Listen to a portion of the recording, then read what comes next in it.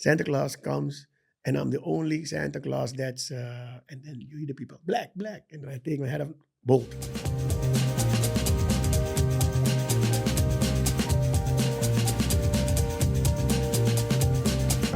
Hi, I'm Zack Newmark, and you're with Damn Yankee, the show that brings all the top comedians, entertainers, performers, and artists based here in the Netherlands and those traveling through the country. Don't forget to like, follow, and subscribe on YouTube and wherever you get your podcasts. With me today, comedian, cabaret artist, author, actor, and entertainer Roué Verveer. He's played the Ziggo Dome 10 times? 10 times? 10 times? Yeah. Good Lord. And authored a best-selling parenting book in Dutch called Waarom? Daarom. It's funnier when he says it. Roué's been performing at full-length theater shows since 2002 and is highly praised for his enthusiasm, sharp jokes, and clever improvisations. In addition to his Dutch language solo programs, he also performs in Surinamese spoken comedy shows and regularly performs as a permanent member of the comedy train in Amsterdam's Toomler Comedy Club. Roué, thank you very much for joining us today. Yeah, thank you very much. No problem. I liked it. The intro was okay. Thanks. Stop. That's high praise. I appreciate it. I mean, you don't do this sort of thing in English very often, so... No, I don't do podcasts or interview or shows in English. So it's challenging. Yeah? Yeah. Well, why is it you don't do it that often? Because it seems, I mean, I've watched your comedy and it seems like a lot of your humor would also work in English as well. And what is that? Yes, but I really would have to think what I'm saying. You know, it's not my English is not bad, but when you're gonna tell jokes or conversate, that's different. My sister lives in New York since the 80s. So I've been there the last 20 years, like 2, 3, 4 times a year sometimes. Wow. I'm really, still when I'm there, I have to think, right? The most simple words, I'm like, oh. So if I'm going to do stand-up in English, I'm going to have to translate everything, learn it by heart, and then present it. Hey, I don't want to present. I want to play. I want to say whatever comes in my mind to make the joke. That's interesting. You know, your work on stage isn't at all forced. I mean, your work on stage, it's so very natural and very flowing. I think maybe, I don't know, is that one of the reasons why you're so popular here? I think because if you see my work and you follow me every year, every new show, you kind of know me. People know me now because I talk about things that happened in my life, and I tell it like I'm at a party, and I'm telling the jokes at the party, and that's how I started. So when I started doing comedy, I didn't have a style. I was like, okay, I'm gonna tell it like I was telling it at the party last week. Yeah. And that the biggest compliment I get is when people say, your show is like I'm at a party and you're just telling jokes at the party. I'm like, that's the biggest compliment because that's what I do. So when I watch your work, it doesn't remind me of other Dutch work very much because the Dutch comedians and the Dutch cabaret performers, it's really more of that sort of spoken word storytelling, long form, sometimes serious, sometimes not, kind of version of a theater. It's much more like a one-man show. And your work, to me, is much more like an American stand-up comedy. That's exactly why I started. In the show I'm touring with right now. Op eigen risico, which is on own risk. At your own risk, yeah. I start the show by saying why I went to do stand-up. And that's because I was growing up in Suriname. I was a little boy, and I was funny all the time. Not because I was thinking of becoming a comedian. It was who I was. Everybody knew, okay, he has a great fantasy. All his stories are lies, probably. Or, you know, he can make a joke out of every situation all the time. That's him. At that time, my sister was living in New York. And she started taping stand-up comedy for me on the television. Oh, and sent those VHS tapes to Suriname. yeah. So I watched it, and I was like, you can go on stage and tell exactly those lies, that I tell, and those you can make things bigger, you can exaggerate, you can, and people buy it and they laugh. So I was like, if ever, because there was no, I wasn't going to do it, but if ever it was going to be American, no, not even American, it was going to be stand-up comedy like that. Yeah. I can get off all my stories, my lies. I don't have to tell the truth. So that's what I do. I started telling jokes. And then after a while, in Holland, they don't know stand-up comedy. They didn't know stand-up comedy by then. They knew cabaret, the Dutch cabaret. Right. That's a story, that's a song, a poem. It can be whatever. Where you're going to fight the world, the poor, and the children in Africa. You have to tell, and people are like, wow. And I was like, no, I'm going to make jokes about the fly on the eye of the poor people. Why is there a fly? Because that's how I was the news. I was the news like a comedian. And not on purpose. Not on purpose, but that's how my head works. So where the cabaret people are like, oh, I have to make a song about this. I'm like, why I'm sorry. the fly always on the eye? Why don't you just blink? Or that's my mind works. And the theater is where I can say it. But you see, nowadays, you get canceled. And that's my problem right now. And okay, so first, when I asked you about that, I wasn't expecting the fly on the eye joke. That's how I watch the news. I feel the pain also. That's not a... I'm worried I'm going to get canceled for laughing at the joke. Listen, I feel the pain. It's not that I'm, like, I don't care about... I do care. But there's this one side of my mind that goes to the comedy side, to the dark spot. Yeah, actually. the dark spot. Yeah, that's my humor. Yeah. Is that a genuine concern? Like, do you have a concern right now about cancel culture, about being canceled? Yes, and that's why I don't stop making these jokes, because I'm not gonna let people tell me what jokes I can and can't tell, while we make this agreement about the building we're in. In the show I'm playing right now, I'm literally telling people, you're here because you don't want to be outside the next 80 minutes. You want to hear something different. You want to see something different. You want to hear something from another angle, and you just want to relax because outside is not nice anymore. So you paid money, and now I'm telling you other things, and now you're mad. But it's a theater. If I wear a dress and a wig, I'm not even Roué Verveer, but you're buying it. That's theater. So I get applauded for that, because the people who come to me are not the people who are going to cancel me. These are the people who just say, okay, Roué, just go as hard as you can, because that's what we're going to hear. And then we go outside and we decide if we take it with us or just laugh tomorrow, in our head. Mm-hmm. But I'm not afraid of being canceled, because the things I say are the truth. That's something also. I called this show I called On Your Own Risk, because the previous show was Gewoon Roué, just Roué. Yeah. And I talked about vegans who are irritating me. I get irritated by them. The LGBTQ, I get irritated by. But when I say it, you're like, oh, you can say it. But when you listen what I mean, like, the thing was, vegans always want to tell me what to do. So I take a picture with my family. 6 shows this week. Sunday is for my family. Click. It's not about the food on the table. It's about the family. Vegans gonna zoom in. You don't want to believe this.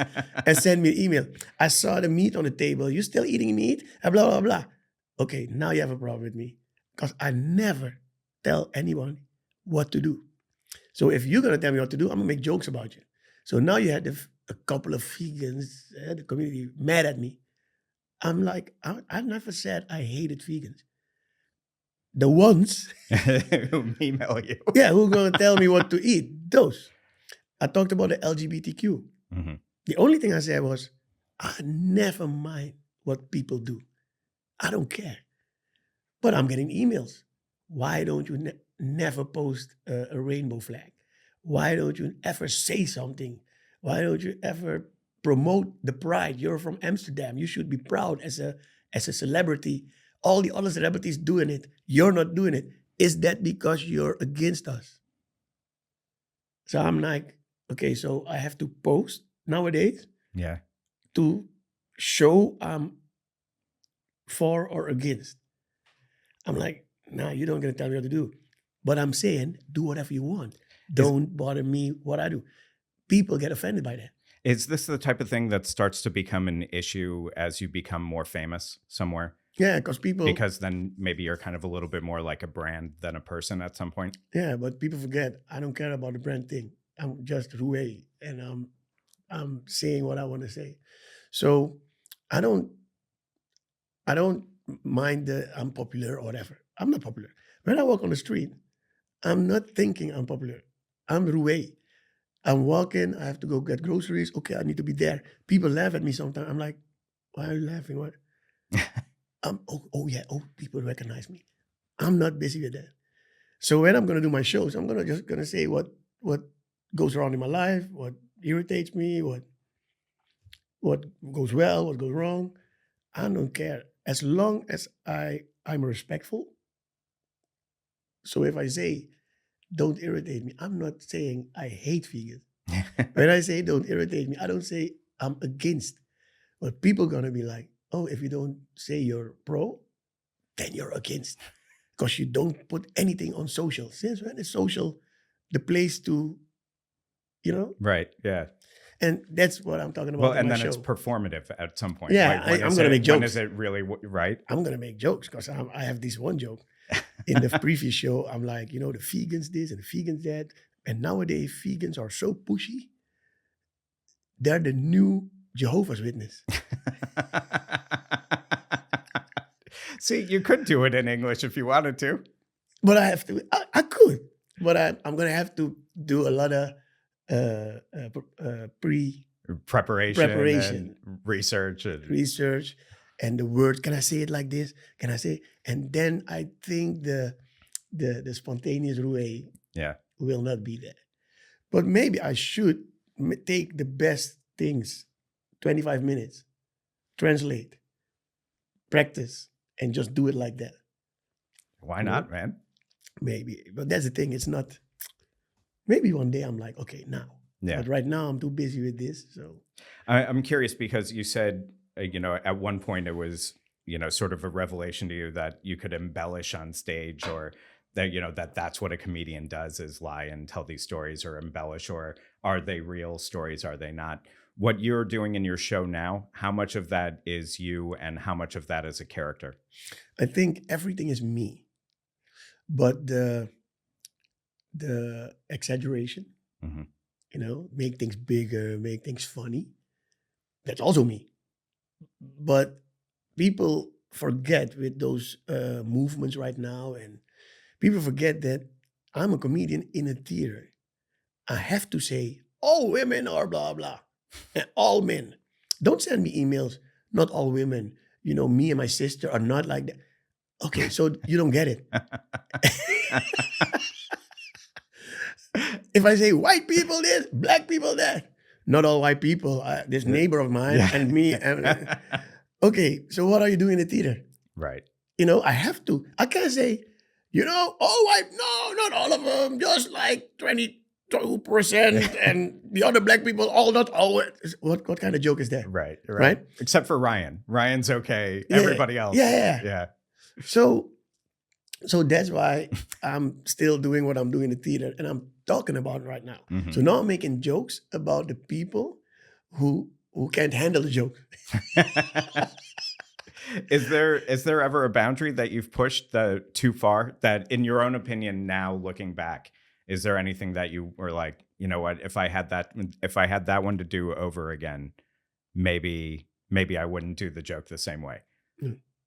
So No, because I'm really respectful. Mhm. It's not in me to just tell something just to hurt people. It's not that. I want to make jokes, but I got respect for everybody. But when you tell the truth, people don't like that. I have this. In the theater. I'm saying, like, I see all my old uncles getting more beautiful as they get older. Because men get older, we get more beautiful, and women just break down. Like, and now in the theater, like, ooh, I'm like, oh, okay, that's not nice. Okay, let me tell you, women just get thinner and their breasts go up as much. Oh, that's not the truth, right? Okay, let's take the truth. You just break that. And how's the reaction? Do you get a good reaction like or it. not? They like it. Look, the women who come to my show, people after the show, like, okay, we love the way you talk about the real stuff because it's true what you say, right? In right now, I'm talking about. That's the thing for me. If you follow all my shows, you just follow my life because I talk about what's happening right now. So 10 shows ago, my firstborn, then my secondborn, then the things we're doing right now. And now I'm talking about at this age, what happens to me. I also, not everything is like before. Yeah. And my wife is in menopause. So now I joke about that. And I'm talking about a menopause. I'm like, oh boy, I don't know what happens to you. I gotta respect you, women, because life is not on your side. It's not easy. Nature is not on your side. Yeah. Because we men are blessed. It's like nature want to show us what really was the plan. Yeah. So the ooh, but people like the ooh, on that they can feel I'm not hating women. I'm joking about it in a way with the truth. It's something that's not talked about on stage very much either. And it's also, when it is, it's maybe spoken about by women more. Yeah, by men. But I'm telling the truth because I'm in it right now. So nobody can tell me, I don't know what you're talking about. I'm living it right now. And that's how I tell jokes. Never, ever people can say, but you don't know what you're talking about. I only talk about things I know about, or I tell you what irritates me. And then you can tell me, yeah, but it doesn't irritate. Yeah, it irritates me. And that's why I make the joke. So I think I'm a lovable guy. Yeah. Even women love me for telling the truth about women. Yeah. Because they feel the love underneath the things I say. Because I'm with my wife from 17. So we're 35 years. 35 years. 35. Never broke up. That's 1 amazing. week or whatever. Always together. I put her in my Instagram. I make jokes with her. So people love that. A lot of people say the way you treat your wife is man, there should be more men like. And then they come to the theater. And then I make these jokes about her. So they feel like blah, blah, blah. She's the boss. Yeah, say what you want to say. And I end my show with, I probably never going to leave her. Because even though the menopause. So that's me. Does she ever tell you, you know what, I'm not cool with that joke? Oh, no, never. Never. No, she don't care. Yeah. I said the most strange thing about her, maybe other women would be like, she said, I don't care, man. You just tell your jokes on stage. I know. And I'm telling the truth. So the menopause, she's complaining. I'm telling the jokes, hearing these complaints. Yeah. So, and she knows the game. She knows. You have women like, I would never be your wife. And I'm like, that's why you're not my wife. Yeah. It's one of many reasons. Yeah. I'm with her 35 years. Something, I do something good. Yeah. Because when did you start doing comedy? How old were you? I was 27. 27. Yes, 27, yeah. So you've been with her... No, early, 27. Yeah, 27. So you've been with her since, 10 years before you started doing comedy? Yes. So this is a kind of a journey that We the were two of you married. started together We in were a way. married. We were married already. Mm. We lived together, studied together on the university. Do you know her from here in Amsterdam or from Suriname where you grew up? Suriname. We met, we were 15, 16, and right over 1.5 years after that, we became a couple. And then we came to Holland to study, went back to Suriname after the study. 3 years, we're like, let's go back to Holland. And 99, we came back. Whether you've lived in the Netherlands for years or are getting ready to move here, the best time to learn the Dutch language is right now. Learning Dutch with the Delft method at Nedles is extremely effective because you start speaking the language from the very first day, actively putting the vocabulary you learn to good use. Nedles offers courses at all levels, both online and in person, at their location right here in Amsterdam. Their experienced teachers are specially trained in the Delft method, which combines studying a piece of text at home and then using words from the reading material in conversations during the next class. Students often say they feel supported at Nedles and praise the teachers for creating a safe space where they can overcome their fears of making mistakes. They also specialize in helping long-term immigrants, like me, tap into the passive knowledge they have about Dutch so they feel more comfortable speaking and writing in the language. Dutch classes begin at all levels on a rolling basis, so sign up today and save 10% using discount code PODCAST. Find out more at nedles.com. That's NEDLES.com.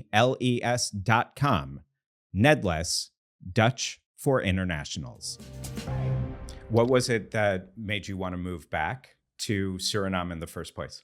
Because in that time, Suriname was coming out of a dal. Yeah, a dip. A dip of, dictator. Yeah, it was bad economy. It was after the dictatorship was over. I lived the dictatorship. She lived it too. Mm-hmm. So when we could go to Holland to study, it was like always a flight. Mm-hmm. It's not, you're going to study? Yeah. It's the only way to leave, right? Yeah. My parents were like, okay, you're going to study? Yeah. In Holland, I just choose a study. You couldn't do it in Suriname. Yeah. Whatever. To go away. So after the time, Suriname had another president. Yeah. And things were going well. And her mother had a big company there. And we could go work in the company. So we're like, okay, let's try it. Mm-hmm.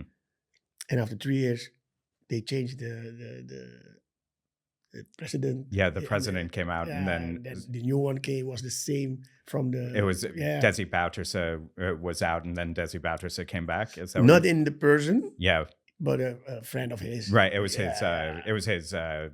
He died. Colleagues for last week. I know. President last year. Yeah. Right. That was Bouterse, but we had the boss. The president. Sorry. Died 2 weeks ago. Yeah. But he was right hand of Bouterse, so everybody knew he was the president, but the strings were, he had the string. And then it started going bad again. So we were like, okay, we're too young for this. Mm-hmm. We've done it once. We're not gonna go in the dip again. So we came back to Holland. That's why we came back. Yeah. Economics and future. Not to do jokes. That was not the reason. But when I came here, I met a couple of guys I was talking to them, and they were like, when you talk, there's something in you already talk. I'm like, yeah, I know, because my friends always told me, when you tell a story, there's always a lie in it. It's always funny. So in Suriname, when I was growing up, mm-hmm. if I was walking with my friend and we both experienced something, when we got to the other guys, they were like, Roué, you tell the story, what we saw, tell it. Because they knew it's going to be extra funny, right? Yeah, right. So I knew that. So when I met the comedians here, mm-hmm. they were the first American-style stand-up comedians. And they were like, when you tell a story, there's always something funny. Did you ever consider? I'm like, nah, man, I watched it a lot, but yeah, come try. Who were the comedians here that you spoke with? Najib Amali, mm-hmm. Erik van Sauers, Howard Komproe, Mert Mossel, Raoul Heertje. Yeah. They were the pioneers. Is that pioneers? Pioneers, yeah, that's right. Of stand-up comedian in Holland. Mm-hmm. Because everybody knew the cabaret. And they decided to start a comedy club, stand-up comedy club. So they asked me to do 5 minutes. So now I have to. No, I'm like, okay, 5 minutes. What I'm going to talk about? I just took one story that always worked at parties, which was true. The story was true, but I made it through made it funny. That was like your first joke. Yeah, I Yeah. told the joke. It was I didn't even know, and people were laughing, but I didn't even like. And they were like, that was good. I'm like, okay. And then they invited me, and all of a sudden I was in a regular. Mm-hmm. I started to play 10 minutes, 15 minutes.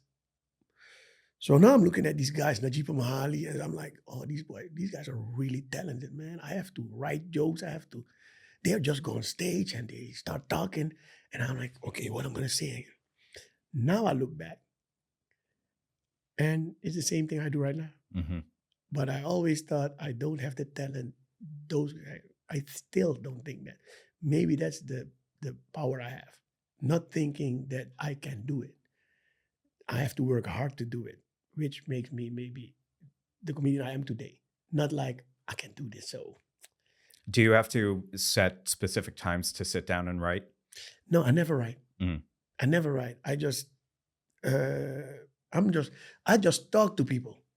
That's the thing. I talk to people about some subjects, and I'm talking, and they start laughing. I'm like, maybe I gotta remember this. Like, we're talking about life. 4 friends. Mm-hmm. All these women starting, menopause or what. We're start talking. I'm like, Dad, you remember when the echo goes on, then off, then out, and the guy goes like, my friends were like, yeah, and then the cover and the cover. I'm like, okay, I gotta write. There's something in this one, but I never write the joke. Mm-hmm. I go on stage on these open mic nights, and I start talking about it. And I start talking about what frustrates me about menopause. It's not our fault, but we just suffer and blah, blah. And then there's a joke in it. So I never write. I did so many shows. You'll never find any hard drive with a fully written jokes show. Just words. Notes, Yeah. like little keywords. Words, Yeah. keywords. That's my style. That keeps it natural. So if I remember it, I'm like, oh, menopause. Then I start telling. So every night it can be a different approach. The joke's gonna be the same. Mm-hmm. Finally. Yeah. Because it works if I tell it like this. But the way to approach it can be different every night. Do you throw out all of your old material and then start over again with a new show? Yeah. You do? Yeah. It's like every year. Yeah. No, every 1.5. Yeah. Because we work with seasons. Right. I do one show, 2 seasons. The theater season. Yeah, here. theater season. Yeah. 2 seasons, 1 show. So it's like 180 times. Mm-hmm. Then summer, then usually February the next year, I start with a new show. Do you get a lot of people who come back and see you multiple times in one season? Yeah, you got people. Like, okay, I saw the show in the tryout. Mm-hmm. I already have tickets for the regular season. Then they come to the regular season. Then they say, we already have tickets for the second season because we know you change a lot. That's my style. I mean, that's what a compliment to get. Yeah. So after the summer, I look at the show, I'm like, okay, this subject is January. We're in September. Mm-hmm. Nobody talks about it anymore. Like menopause, those things stay. Yeah. Because it's timeless. Right. But there's some of them, you're like, okay, it was January. It worked till June. So new things happen. Yeah. So I change a lot. I change jokes a lot. Yeah. And my problem is, in 2 years, I go through a lot of jokes. And then you have the final show. But all these jokes I put in like 2 months, get out, 2 weeks, get out. I don't use them anymore because it feels old to me. Right. It feels like I've done it already. But nobody saw it. It's pretty amazing. It's because you also, in addition to that, you've got the five Christmas shows I think you've done. Yeah. Now this year is going to be the 5th. This year's the 5th. Yeah. And how different is that Christmas special from all the work that you do the rest of the year? It's very different because I'm a Christmas lover. I'm addict. So that's why I do the Christmas show. I mean, they call you Mr. Christmas. Yeah, it's from the love. It's not like, I can do a Christmas show. It's really, there's no comedian doing Christmas shows. I don't care. I do a Christmas show.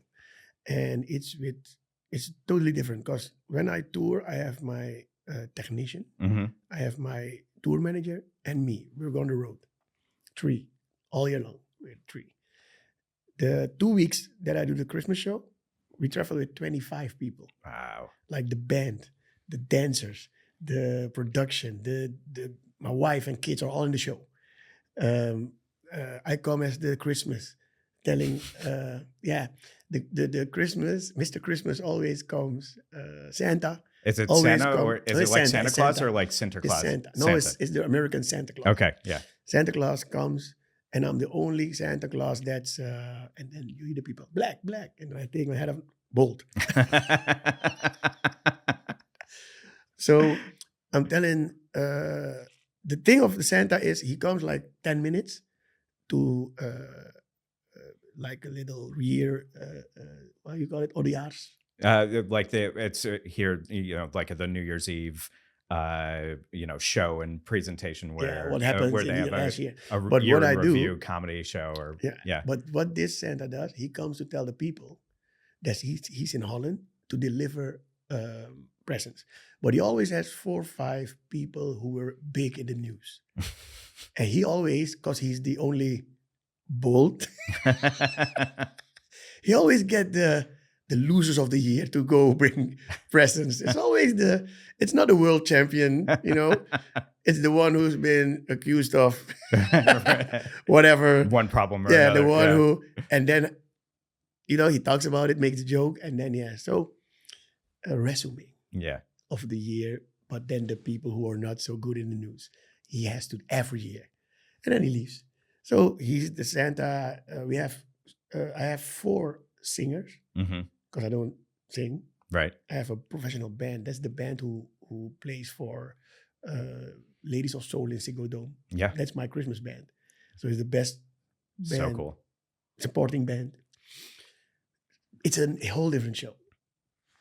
And I love the change. Yeah. Like, and then 25 people eating together with 25 people before the show. Yeah, you talk with this, what you talk, band music. I never do that. But it's all Christmas, man. We sing the Christmas songs. We with the whole people, the band plays, and a lot of people sing. And where did it come from? Where did the idea come from to first start doing this? Was that from you, or did somebody come to you with the idea? No. This was the thing. There are always big productions like RTL, and then they take Ziggo Dome, and they're like the big Christmas show. So now everybody knows I love Christmas. I see every year the new cast of the new Christmas show. I'm not in it, right? So I was working Gabbers with RTL. Yeah. So the same director who did the Christmas shows was with me, and he knows me. I'm like, how come you never asked me to do the big Christmas show? You know how much I like Christmas. Yeah, next year. Next year we do Gabbers again. I see the promotion.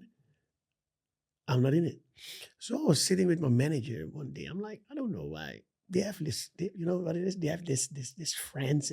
A clique. Yeah. I'm not in it. And then I looked at him. I'm like, but why am I waiting for people to ask me? It's like a little table. Yeah. Start your own table. Right. You know what? So he said, yeah. I'm like, and we can do it even better, right? I'm Mr. Christmas. You don't hire me as an actor to like Christmas. I like Christmas. So we need a band, we need this, comedy. There's no show with comedy, dance, sketches, Christmas songs. It's all singers who do Christmas shows. And then they sing a lot of songs, but now you have comedy. There's no show like this. So the first one we did, like we tried it. The Meervaart is a big theater. Yeah, it's very big. We did like Friday and Saturday, sold out. Saturday afternoon, extra show, sold out. Sunday night, so we did 5 in 3 days. Wow. And the people were like, we never saw a show like this. Comedy, band, music, it got everything. So we did it. No, and then Corona came. Yeah. So we couldn't do it like 2 years and 3, and this is going to be the 5th. And people like, we like it, man. That's, you feel the love. It's not, look at me, it's Christmas, so I also have to do a show because everybody does it. No, people feel the love for Christmas. And you just like it. Yeah. Yeah. It's pure. You cannot, otherwise I wouldn't do it. I'm just doing, maybe that's why you don't see me a lot on television shows and whatever, because it has to be pure. If I have to act, or if you approach me and I think, no, it's not for me, I'm honest to myself. It's not for me. Is there a problem with Dutch television or with Dutch entertainment that it lacks authenticity, in your opinion? I don't know if it... Not to get you in trouble. No. And with anybody here or anything. They know. I think Dutch television, and especially if it comes to comedy, we're like 50 years back compared to America. We still don't understand comedy on television. So in America, I went to a class, like a seminar? Like a seminar. Yeah. And it was Ali, the director of Chris Rock, Puntje Puntje Ali. Okay. He did Everybody Chris. Everybody Loves Chris. He did a lot of... Everybody Hates Chris. Hates Chris. Chris. It's a different show. Yeah. Loves Raymond. Yeah. Everybody Hates Chris. Leroy Ali. No. It's not Leroy. Ali. Okay. And he had a workshop. And he came on and he said, I'm going to tell you about comedy on television. Rule number 1. If you want to make something funny, you need funny people. Mm-hmm. Right away, I wanted to get up and leave like, okay, I'm not crazy. Yeah. And this is like 20 years ago. Yeah. I watched, I'm like, why are these people making comedy on television? They're not comedians. Mm-hmm. Why is he a comedy writer on that show? He's not a comedian. No, but he has experience and he studied to be a regisseur. Director. A director. Yeah. And he did Goeie Tijden. Yeah, that's soap opera. That's soap. Soap operas, daytime. Yeah. You know, every summer there's a comedy movie coming out in the movie, right? A movie film. Right. The whole cast of the soap is in the comedy movie. Mm-hmm. These are not funny people. So in Holland, people think you need popular actors. Mm-hmm. And if you're an actor, you can act. But everybody, King of Queens, Doug, you don't have to tell him where to act funny. He just get the script and be like, okay, I know what you want. I know what you mean. Right. Jennifer Aniston, you don't have to tell her where the joke is. Right. You give her the script, you're like, I know what you mean. Because on paper, things are not funny. Right. You have to be funny. You have to feel the comedy to make it funny. And that's not the people who get the comedy roles in Holland. Because I watch, when I watch your work and the way you work a stage and your ability to bring your voice up and down in both pitch and tone. So you get louder, softer, higher pitch, softer pitched, more enthusiastic, and you start speaking, like crazy fast. And where I even, I've lived here 20 years and I have to slow it down to understand, like to really catch the words. But at the same time, you can also speak very patiently and enthusiastically, or calmly bring a joke out. I mean, it really feels like, maybe comedians like George Wallace, for example. Mm-hmm. And I'm wondering, who are the comedians that you enjoyed? Who are the ones that your sisters put on that videotape and sent to you? No, she taped like comedy, like you had few, Comic Few. Okay. Comic Few and Def Jam. Yeah.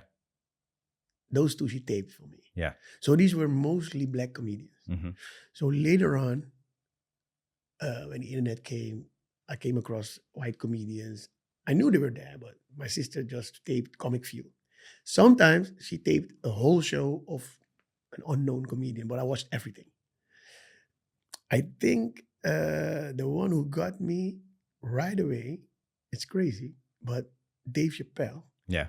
was at Comic View like 18 years old, 19 years old, Yeah. whatever. And he did a Def Comedy Jam also Yeah. when late teen, early 20s. Yeah. Yeah. I was like, who's this guy? And the voice. Mhm. Yeah, yeah, yeah. And he did it like so. But I think Chris Rock was the guy, is the guy Mhm. who I really translate to or relate related to, yeah. relate to, because he's the guy talking about the same things I'm talking about, Mhm. right? A little. I don't do politics. Did you see the two of them when they were here together last year? Yeah. Last year, I think. Yeah. Yeah. You know, I'm gonna tell you something because Kevin Hart was here last weekend, Right. right? I didn't go. So my wife and I were talking today. I rarely go to American comedians in Holland. Mhm. I don't go to the show. I fly all the way to America if I want to see them, because there they are at home, and because I think here they're like, if I say that, maybe they don't know the guy. Mhm. If I say that, maybe they don't know the neighborhood I'm talking about. They don't know so you're already the same thing I have with English. Right. They make the show more universal, Yeah, you think? yeah. They make it like, okay, I'm gonna keep this out Mhm. because in America they're at home, so I fly all the way to go get them there. So I went to the show here because it was Chris Rock and Yeah. Dave Chappelle, but I'd rather see them the same show in America. That's in Brooklyn, interesting. in Brooklyn or in Yeah. in Madison. Americans, you still have one last chance to collect the extra $1,400 the U.S. government owes you from round 3 of the stimulus package if you're behind on your taxes. The experts at My Expat Taxes can guide you through the process just like they helped me. If you haven't filed taxes in the U.S. in a while or ever, My Expat Taxes will quickly and easily bring you up to date with the IRS. That way, you can still collect that stimulus check, but only if you sign up and file by June 16th. Even after living abroad for 17 years, American tax bureaucracy used to feel like a Kafka-esque nightmare for me, but not anymore. My Expat Taxes gives me a real sense of relief with their easy-to-use, up-to-date software, maximizing tax benefits like the foreign earned income exclusion, and they even filed my bank account reporting at no extra charge. They are secure and reliable with a commitment to data privacy and confidentiality. So whether you're catching up or simply filing your return on time, let the experts at My Expat Taxes wipe away your tax anxiety. Use discount code DAMNYANKEE and get 10% off your purchase. That's DAMYANKEE, Damn Yankee. At myexpattaxes.com, your life just got a whole lot easier. What's your impression of your audience here then? Because that's something else that I find really amazing about your work too, is, you know, if I see clips of yours online or if I see a whole special of yours and they cut to a shot of the crowd, and the shot of the crowd is like one of the most diverse audiences that you can see at a live show here. It's not, you know, a crowd of just white people. No. It's not a crowd of just black people. It's not just men. It's not just women. You know, it's really, really a mix. And, you know, is that, why is that your work lands so well with so many different, like such a cross section of people here? I think because first I'm really doing the stand-up. Mm-hmm. There's a crowd who's like, I don't like all these long stories. I just want to bam. That, and the things I talk about are real life. Mm-hmm. They have no color. Yeah. Right? And sometimes I just make it a color thing for the joke. But getting old, having 2 kids as babies, as youth, as adult. Mm-hmm. Now I'm getting older because my son is 25, has a girlfriend now. Things happen because there's a girlfriend. My wife, as the kids go older, I don't count anymore, right? My wife is on the phone, right? Talking to me. Yeah. She stops right in the middle of a sentence to answer my son's app, right? In the middle. So now I'm on the street. Mm-hmm. I'm apping. I'm on gray. Yeah. I'm in gray. I'm on gray.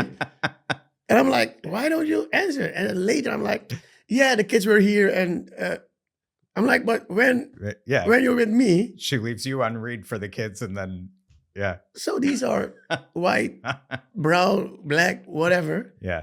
Everybody knows this. Like the man and the wife thing. Everybody knows it, right? Mm-hmm. And the problems I talk about the vegans. It doesn't have a color. Mm-hmm. There are people in the audience like, yeah, it's true. I have this cousin, right? He's vegan. I never tell him what to eat. Mm-hmm. But when he comes to the party, he's like, why do you have so many meat? You said it right. I want to say it. I couldn't say it. You make a joke about it. So that has no color. Mm-hmm. I'm not the black comedian who's just going to make the black jokes. No, not at all. I use it where it's possible and where it's smart instead of just complaining. Do you also perform in Paramaribo or in other places in Suriname? Yeah, only Paramaribo. Yeah, I go regularly to do show, and I'm that's crazy. Right? And how does your audience change there? I mean, do you change your show for that crowd? I change it because, like the Americans, mm-hmm. now I'm at home. Right. Now I can say Surinamese words where the joke get more for them, mm-hmm. more funny, right? And I accelerate them. Right? I accelerate. If I could live from just making shows in Suriname, I would never make one in Dutch. Really? Yeah, it's the crowd at the Surinamese is different. It hits. I do it in Holland too. Mm-hmm. Then I announce I'm going to do a show in Surinamese about Surinamese things and whatever. And like in our Luxor, Rotterdam, there's like 1,000 Surinamese people. And it starts in front. People selling Surinamese food and snacks. Right. And they come in the theater with food eating. And that's another level of laughing. That's people standing up, running in the aisles, holding their belly, high-fiving you on stage. Women like, okay, stop. I need to breathe. Stop. Stop, no, stop. You don't get that nowhere in Holland. People cry at my shows right now from laughing. Still, it's not the level of audience. But you see it in America too, right? Yeah, sure. Definitely. So it's not a Surinamese thing. It's a black thing. I think we're more out. A colleague of mine says white people laugh with their brain and black people laugh with their heart. So we hear it, wah! And white people like, we hear it, can I laugh about this? Is this okay? It's okay. And we are like, wah! And there we say, but it's not okay, man. You're wrong.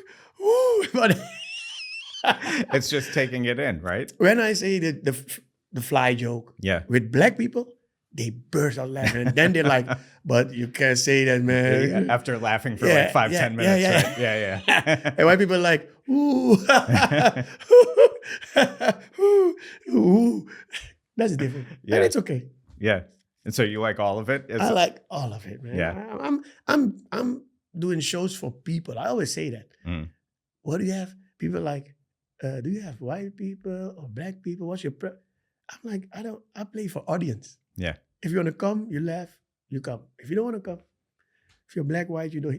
Black people don't like me. There are black people who don't like me. Okay. There are Surinamese people who don't like me. Oh, it's okay. Yeah. You have your sister's living in New York, and she's older than you. Yeah. Yeah. Do you have other siblings also? I have one brother living in Holland. One brother here. Yeah. So I'm the youngest. Between the three of you, would your siblings say that you're the funniest? Yeah. Yeah. Because they're not even. Are they funny? It's not. No, they have a sense of humor. So they know when to laugh. They laugh on the right. They can make some jokes when we're talking, but none of them would ever go on stage, right? Yeah. So different. But just around the around the table, are they funny? Yeah, my sister is now really American, right? Mm-hmm. Living there for over 30 years in New York. Yeah. So she's American funny. Like Americans have a basic way of saying things that are funny. I like it because in America you grow up with showbiz, so you can interview anyone on the street and they're gonna make a show. They know how to perform. Okay, there was this big fire. You saw it happening, right? What happened?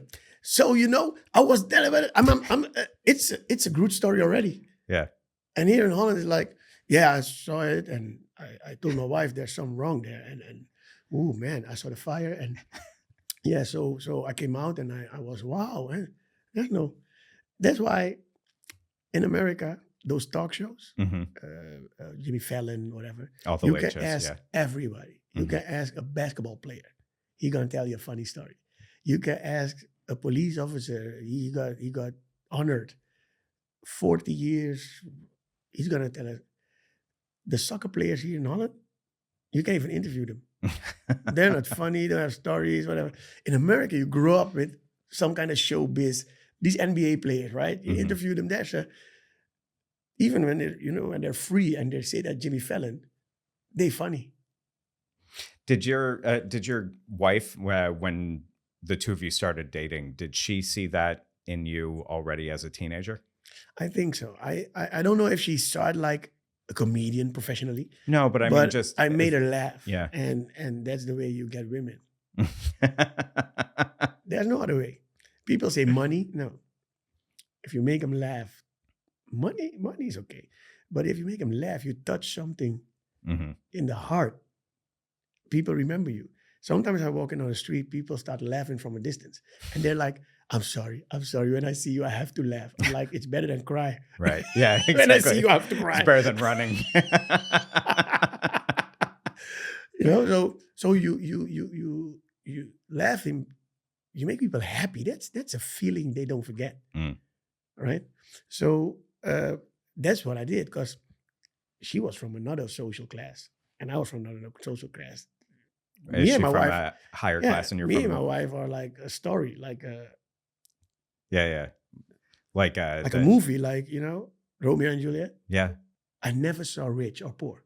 I saw you're nice or you're an asshole. Right. And if you're rich and you're an asshole, you can't be my friend. If you're poor and you're an asshole, you can't be my friend either. So I never saw her as rich. I knew it. And then I'm like, oh, and how is it? Okay, nice for you. I never said something like, yeah, but you don't know how I live because you got money. No. I had $5, let's say $1. Yeah. And I went to the cafeteria of the school. I bought 2 snacks or whatever. And she's like, so how much money you have now? I'm like, none. But I'm not going to the cafeteria and come with 1. Right. We'll see tomorrow. And I guess she always has to laugh. I always made her laugh. I think that was the basic. Is she funny? Yeah, she's funny. Yeah, does she make you laugh? Yeah, people don't know, but she makes me laugh. And through the years with me, I think she got even funnier. I think it works like that. You're taking credit? I think it worked like that. She was funny already, but I think she became funnier with me. It worked like that, I think. Yeah, maybe. How do you keep this, 35 years, how do you keep that together? The wife? Yeah. Or the kids? Or well, all of it, because, you tour so much, right? Yeah. I mean, you've got you're sitting here on your day off. Yeah. In the middle of a run of, I want to say, 8 weeks of sold out shows, day after day after day, all sold out. Yeah. And then you take a break at the end of May, and your break's not really a break because then you've got somebody else coming in. No. I stopped the 31st of May. Right. And then if I stopped, it was 65 sold out shows in 3 months. That's crazy. March, April, May. Yeah. Then I have a week off, but it's not off. It's just rehearsal every day, because I'm doing Ziggo Dome 2 days with Gabbers. Okay. With 3 colleagues. We have this group. It started in 2016. Yeah. We did 4 sold out Ziggos then. 17, we did 4 sold out. And 18, we did 2 sold out. And now we're going to do 2 again. Right. But it's rehearsal. It's a different show. We're with 4, so you need to... It's 4 comedians. 4 comedians, but we do sketches. Right. And stand-up. Yeah. Dance, bomb, glitter, glamour. So the 6th and the 7th of June is Sigo. Yeah. Then I have a month, I think, and then I get the Surinamese You have a comedian coming in over, and then we do 8 shows or so. Are you open? It's a woman, I think. It's a woman. What's her name? Shella. Shella. I think it's Rachel, but she's known as Shella. And are you opening for her, or is she opening for you? So I got this big name right now in the Surinamese community. Like I did. People call it.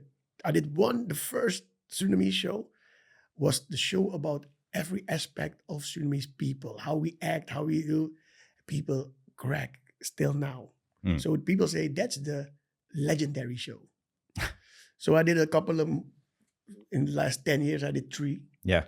So people see me as the Surinamese comedy guru. So when I say I'm going to introduce somebody from Suriname and she's hot, people know her from internet, I'm just bringing her. So I'm going to open for her, but more like I present you. Right. Like MC. Yeah, I'm going to MC for her. And she's going to do the show. So here's the thing, right? So you've got, this huge run of sold out shows, 5 Christmas special, or the 5th Christmas special coming up. It's 12 shows in 2 weeks. 2 more shows at the Ziggo Dome, which will be your 11th and 12th time at the Ziggo, at least. No, I did 2 by myself. Yeah. The other 12 were with the guys. Yeah. And I did 2 Surinamese in Ziggo. So it's 14, I think. But you've got that run, and then you've got the announcements already up for next theater season. Yeah, that's 100. With some shows some shows already selling tickets for it. At the same time, you said also that you feel like you're not as funny as these other guys that you met 20 years ago. So where is that is that imposter syndrome? Is that a feeling like, where does that come from? That feeling like you're not quite good enough? I'm not quite talented, I think. So I can reach the same level. I have to work hard. But now's the thing. Through the years, they tell me the same thing. They're like, man, when I see you on stage, man, I'm like, if I had a little of that talent, what? That's great. Yeah. I never thought like that. So I was traveling with this opener for me. And he was, after opening for me, he was going to tour with his own show, right? So he was stressing all these papers like this, typed out. I'm trying to remember. And I'm in the room. He's like, this is your tryout, right? I'm like, yeah. He's like, what? I'm like, I got this. And he saw a paper with like 6 words. Yeah. So he opened for me. He did well. And I went on. I'm like, I don't know how long I'm going to go because I don't, I never did this. So I'm going to try it. So when I came out, he's like, you motherfucker. Oh, you can say it. You don't have to quiet down. You go on stage, you go, oh, I got none 6 words. I got these pages typed out. And you got this 6 words doing it for the first time. People cracking. It's already a show. It's already a show. You don't have to try out anymore. I'm like, no. This was luck. And I'm going to, I need to try out. And then, so maybe I don't want to look at other people. I want to keep it like, I have to work hard to get there. And it works for me. I'm not going to lie. I'm not going to be like, oh no, I'm doing well. But the work I have to put in, I cannot afford to say, okay, I got this talent, so I don't have to. That's what I'm scared about. Yeah. That I'm going to be like lazy. Take it easy. That's why I don't know if I'm one of the few who never do old jokes. When I do it, okay, next. I'm very productive. So I see colleagues who are way popular than I am. I'm not the most popular one. You got Jochem Meijer, and they sell out Carré like 6 weeks. I never did that. But when it comes to productivity, they make a show and play it like 2 years, right? Like word for, you can even, word for word, memorized. Yeah. And I do 3-4 productions a year.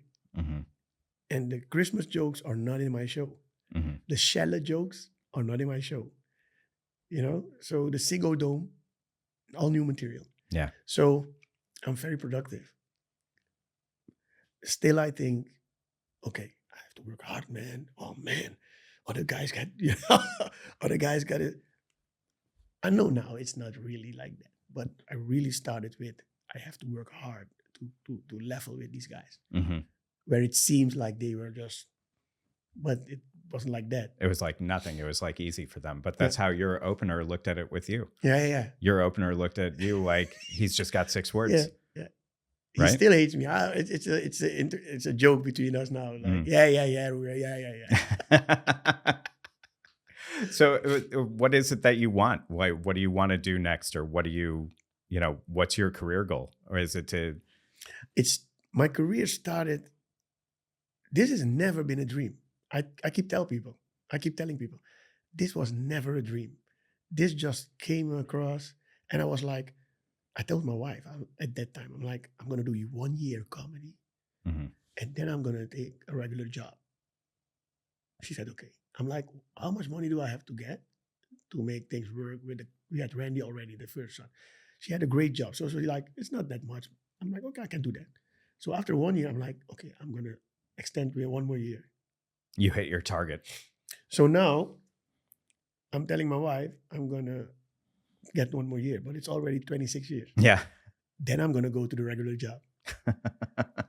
And that's a joke between us, like, what you gonna do? You're gonna, try to get the job now? No, 1 more year. So that keeps me going. So when people say, where you wanna go? I'm like, if you ask me 20 years ago, you think you're gonna play 14 times Sigo? I would. But the phone rang. Hey, we got an ID and we want you in it. Mm-hmm. Do you think I would play Carré? No, my manager called. Hey, Carré called.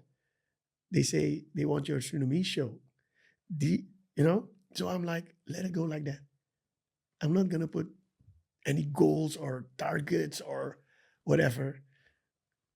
One thing I have to do, I have to work and I have to make people laugh. And that's my show. That's what I got in my own hands. Yeah. The regular show I'm traveling with, that's the show I can say, I'm going to stop half a year. I'm going to do it in 3 months. I'm going to do it in 6 months. All the other things like Sigo are specials in my life. So it's not, I want to do it. And no, if they don't call, I got my regular show. If they don't call television, if the film don't call, the movies don't call, I have more time with my family to have fun. That's awesome. That's how I live. So if you ask me where do I see myself, I hope I get old with my wife and my kids, I have grandkids. That's how I see it. Yeah. When they say how you see your life, I don't see work. I see fun with friends and family. That's what I see in the future. I'm not like, I want to do this, I want to do that work-wise. No, life. So I got to ask, because this will probably be my last question, but all this time going back and forth to the States to see your sister in the States, in New York, one of the centers for stand-up comedy in America, in the world, I guess. Did you ever get up on stage in New York? I did, and nobody knows it. Because I'm like, people ask how many times you've been in New York. Like the last 25 years, 2 times at least a year. So I don't want to tell people I'm at 50. It's crazy, so I was there, right? I was there to support a friend who was going to try in Comedy Cellar. So I was there with him, and he's like, yeah, he's a comedian too, a very great one too. And then he went on YouTube, and then he showed these comedians Sigo Dome, where I was playing. And they're like, because these are American comedians who are known in New York. So they're like, who are you, right? I'm a comedian in New York. I'm going to give you a chance. And then they saw 17,000 people. 70,000 people. They're like, who are you? So I'm like, but I never did it in English. Yeah, you should. I'm like, you have 1 hour to prepare 5 minutes. So I got the jokes from Dutch time, which I thought, okay, I can do it here. What year was that about? 2019. 2019. Yeah, 2019. Okay. I went on stage, and the MC was like regular MC at the Cellar. Yeah. So And he's like, Everybody's kissing his ass to yeah, get he's stage like, time. yeah, he's like, this guy came from Holland. It's the first time ever in English. So, bear with him. So I came and I rocked. People start clapping, not laughing, clapping after jokes. That's American way of, okay, that's a good joke, right? Mhm. So, and then I said, thank you very much. And then he came up, he's like, who the fuck is he lying to me the first time and shit? And I'm like, and I have it on my phone. Me and my wife And have it. My manager saw it, didn't give it to him. why? It's, I don't know. It's something. You had 5 minutes at the cellar and you killed, and you won't share it with your manager, or you won't Yeah, let your manager, I showed him. But or you won't let your manager put it out there? No, because people like, my wife was like, and are you now thinking about? I'm like, no. She's like, okay. I think if I go after this show, maybe I'm going in the car and look at it. Maybe it's going to get a sparkle of, but I don't think so. I don't know. Let me sit and watch it with you. People are going to bike by Amsterdam wondering who these two guys are cracking up in the car.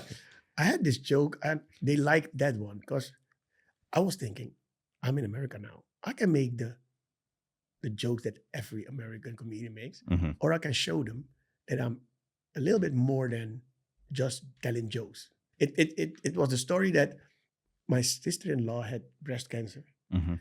and then she had to remove her breast and replace them, right? So my wife went with her and to help her choose the form. And I'm like, and then my wife said, okay, Roué, I'm going to tell you right now, if I'm at that point, I'm not going to even think. I'm going to preventative take both of them. Even if they, have one, I'm going to take both off and get 2 new ones. Mhm. And then I'm like, but you can do it now. You don't have to wait. Oh, man. Let's get the new one right now, Better safe than sorry. And there was one. A woman came to me. She's like, I don't know a man in America who would dare to tell this joke. Breast cancer, this. People are scared now. And there were 2 more where people were like, okay, you're further than, just telling jokes. Well, okay, thanks. But then, okay. And my friend was like, you have to come back. And the MC was like, okay, whatever you're in New York, here's my, he didn't give me a number, but his Instagram. Yeah. I still follow him. He's like, let me know if you want playtime. You can always get. I never went back. There's got to be I went to the cellar. There's got to be a small part of you that thinks about whether or not to do it at some point, right? Maybe. Because you inspire me too. You're like. I'd buy a ticket. I'd go see you. That's one. But maybe I have to try here.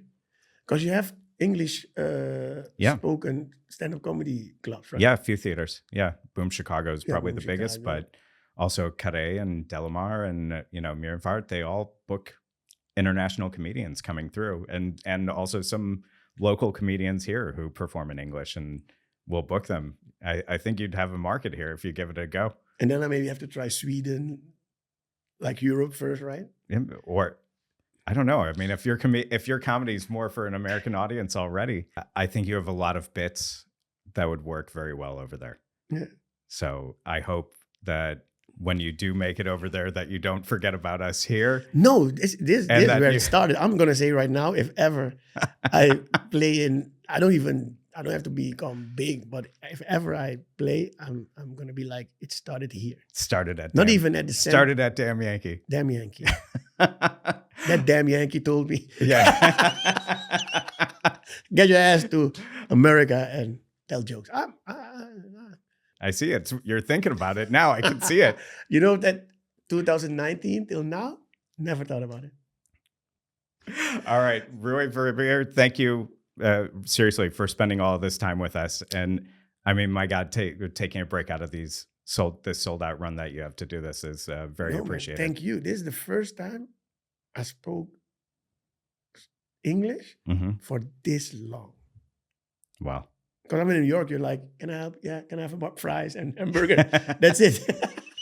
I'm guessing it's not going to be the last time, because I think we're going to see you on stage in English at some point. I'm going to think about it. There's a seed. You planted a seed. Good.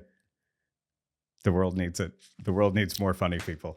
We're going to try. All right. Thanks so much, man. Really appreciate it. Thank you, man. I liked it. Thanks. Damn Yankee is produced in partnership with NL Times, the top choice for English language news from the Netherlands. Founded nearly 15 years ago, NL Times grew to become the #1 site for information about this country, featuring more news stories every day of the week than any other website. Keep tabs on the latest top stories and breaking news from across the entire country, not only in Amsterdam, Rotterdam, and The Hague. Find out more at nltimes.nl. Damn Yankee is an NL Times podcast. The show was created by me and Peach Rizzo. This episode was produced by Peach Rizzo and edited by Marcus Engel.